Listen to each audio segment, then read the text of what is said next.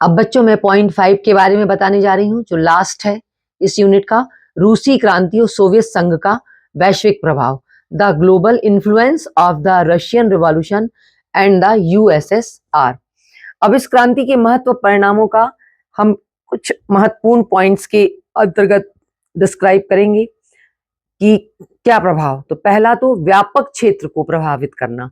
व्यापक क्षेत्र से मतलब अभी तक जो भी क्रांतियां हुई थी, रिवॉल्यूशन हुई थी इंग्लैंड में, फ्रांस में, उसका केवल पॉलिटिकल फील्ड में ही इम्पैक्ट पड़ा था। लेकिन जो रशियन रिवॉल्यूशन था, इसका केवल पॉलिटिकल फील्ड में ही नहीं बल्कि इकोनॉमिकल एंड सोशल फील्ड में भी इसका इम्पैक्ट पड़ा था। दूसरा, निरंकुश शासन की समाप्ति, मतलब सदियों से चले आ रहे स्वेच्छाचारी निरंकुश शासन, मतलब जो एरिस्टोक्रेसी थी, उसकी समाप्ति हुई। और अब कृषकों व श्रमिक मतलब पीजेंट्स एंड लेबर्स के लिए एक न्यू कम्युनिस्ट रूलिंग एस्टेब्लिश हुई, एक नवीन साम्यवादी शासन की स्थापना हुई।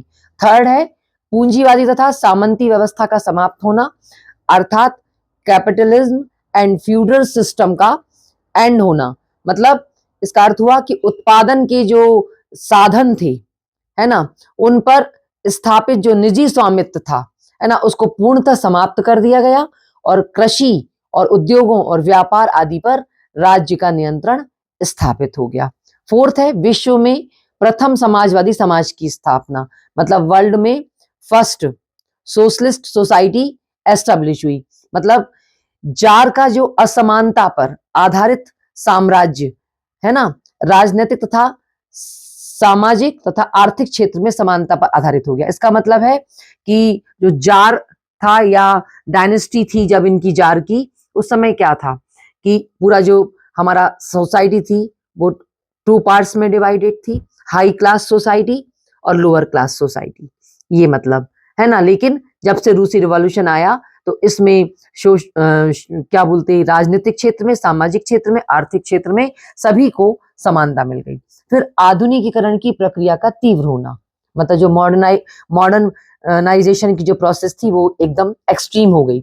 शासन में जनता निरक्षरता, मतलब जो वहां के पीपुल थे वो इलिटरेट थे, उनकी बात हो रही है, वो अंधविश्वासी थे और वो ट्रेडिशन पर बिलीव करते थे ज्यादा। लेकिन 1917 की जो रिवॉल्यूशन थी उसके द्वारा जो एजुकेशन थी, वहां एजुकेशन के कारण वहां की जनता के जो व्यूज थे वो उनको साइंटिफिक बना दिया गया, मतलब उनके दृष्टिकोण को वैज्ञानिक बना दिया गया। और नेक्स्ट और लास्ट है इंटरनेशनल लेवल पर जो सोशलिस्ट